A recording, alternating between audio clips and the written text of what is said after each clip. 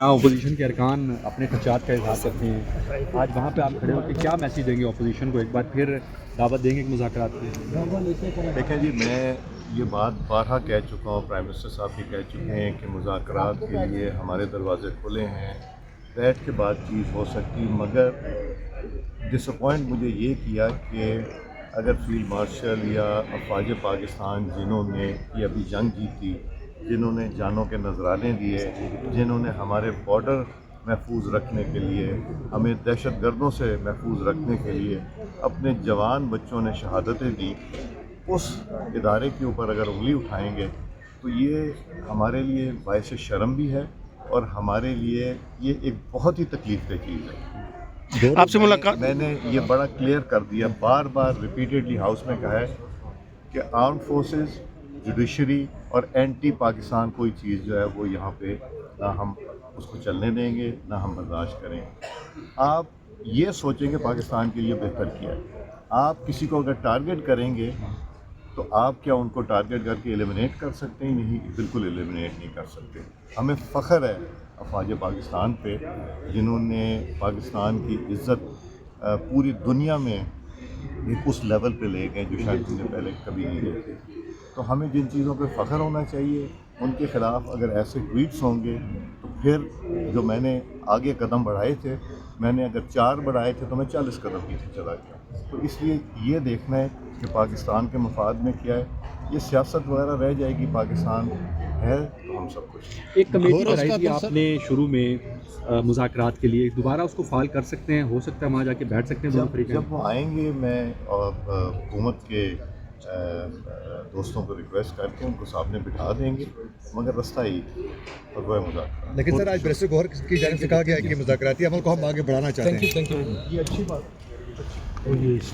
इस साल को पार्लिमानी साल के तौर पे बिल्कुल ज़ाया किया और ये एक फ़ोरम उनके पास मौजूद है। ये एक पॉलिटिकल फ़ोरम भी है, ये एक पार्लियामेंट्री फ़ोरम है कि वो यहाँ अपना किरदार अदा करें। लेकिन इस फ़ोरम के ऊपर सिवाय हुल्लड़बाजी के और सीटियाँ बजाने के और जहाज़ उड़ाने के उन्होंने इस साल में कोई और काम नहीं किया। तो आइंदा देखें क्या वो अपनी रविश जारी रखते हैं या अपनी माजी की और 2025 की गलतियों से कुछ सीखते हैं। नया साल सर पीपी और नून लीग के मुफासलों का साल तो नहीं होगा?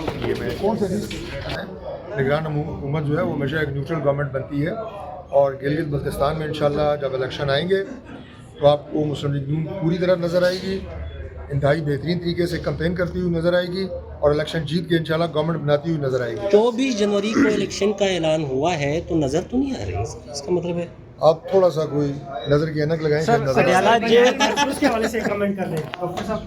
यार देखिए, 2025 का जो साल है जहां पाकिस्तान के लिए और बहुत सारी अच्छी खबरें लेके आया है, वहां ऑपरेशन बनियानुल मरसूस, मार्का हक, ये एक ऐसी हिस्टोरिक फ़तह पाकिस्तान के लिए लेके आया है कि इस रीजन में भी पाकिस्तान को जो इंडिया समझता था कि मैं ताकत के एक नशे में था कि मेरा साइज़ ज़्यादा है या मेरे पास मिलिट्री इक्विपमेंट ज़्यादा है और पाकिस्तान को मैं अगर कोई जंग होती है तो उसमें पाकिस्तान को मैं शिकस्त दे सकता हूँ, तो इस ताकत के नशे में था। लेकिन मार्का हक में जिस तरह हमारी अफवाज लड़ी, जिस तरह पाकिस्तान की एयरफोर्स है उसने जिस तरह 6 त्यारे गिराए, राफेल जो त्यारा नाकाबिल तस्खीर समझा जाता था और दुनिया में आज तक उसको कोई भी एयरफोर्स गिरा नहीं सकी, उसको गिराया गया।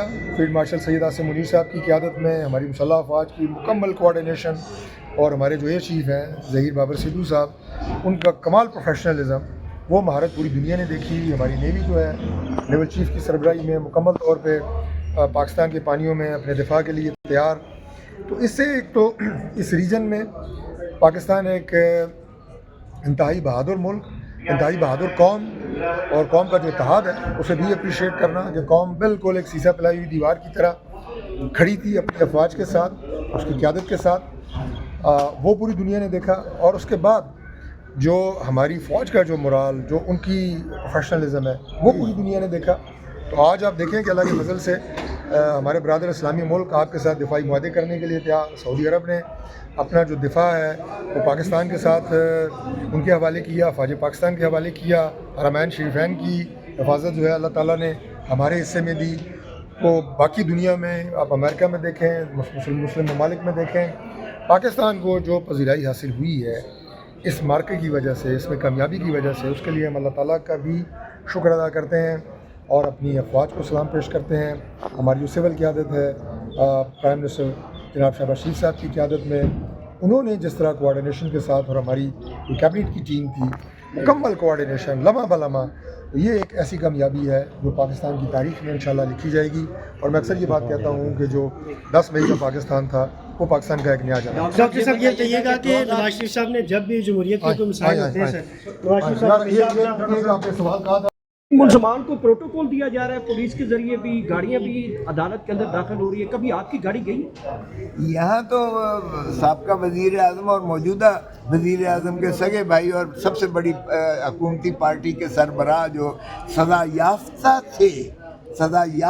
تھے جن کے پرپیچول وارنٹس نکلے ہوئے تھے ہائی کورٹ سے، ماشاءاللہ محترم نواز شریف صاحب کو جو ہے برطانیہ کے جو ہے امبیسڈر، پاکستانی امبیسڈر نے ریڈ کارپٹ دے کے جو ہے ایئرپورٹ پر بٹھایا تھا، اور یہاں سے بائیو میٹرک مشین جو ہے وہ اسلام آباد جو ہے ایئرپورٹ پر چل کر گئی تھی، اور ان کو لا کر سزا یافتہ شخص کو جو ہے جس کو ڈپورٹ کر کے اریسٹ کر کے، امبیسڈر کا کام تھا برطانیہ کے کہ وہ ان کو گرفتار کر کے ان کو اڈیالہ جیل میں یہاں پہنچاتا، ڈپورٹ کر کے یہاں لایا گیا. تو یہاں تو بڑی بڑی پاکستان کی ایسی مثالیں ہیں جو اسٹیبلشمنٹ کچھ بھی کروانا چاہتی ہے تو وہ ان کو ریڈ کارپٹ بھی دیتی ہے اور عدالتی جو ہے بائیو میٹرک مشین چل کے جاتی ہے ایئرپورٹوں پر. تو ہم نے بڑے بڑے ایسے دیکھے ہیں یہ ہوتے ہوئے، اور بدقسمتی ہے کہ رول آف لا کا یہاں بہت فقدان ہے.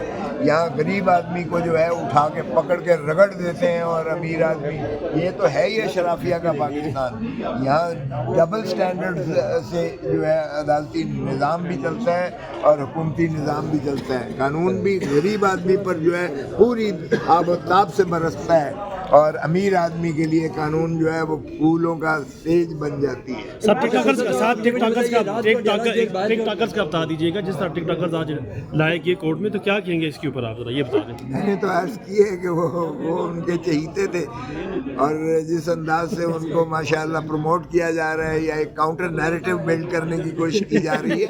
یہ ویسے ہی مریم بی بی، آپ کو پتہ ہی ہے کہ یہ جو ہے جب محترم نواز شریف صاحب پرائم منسٹر تھے تو اس نے ایک ڈس انفارمیشن سیل بنایا ہوا تھا باقاعدہ، اور وہ ڈان لیکس آپ کو یاد ہوگا، یہ جو ہے ڈس انفارمیشن پھیلانے کی اور کاؤنٹر نیریٹو جو ہے اپنا میڈیا کے ذریعے بلڈ کرنے کی یہ کوشش کرتی ہیں. میں ساری میڈیا کی بات نہیں کر رہا ہوں، میڈیا پر بھی ایک قدغن لگایا گیا ہے جو پیکا کے ترمیمی قوانین کے ذریعے ان کو بھی اگر مثبت ان کے خوشامد کے آپ بیانات لگائیں گے تو آپ کا وہ مثبت خبر ہوگی، اور اگر آپ سچ بتائیں گے لوگوں کو، تنقیدی بیانات ہوں گے تو پھر 3 سال سزا ہوگی اور 20 لاکھ جرمانہ. Thank you.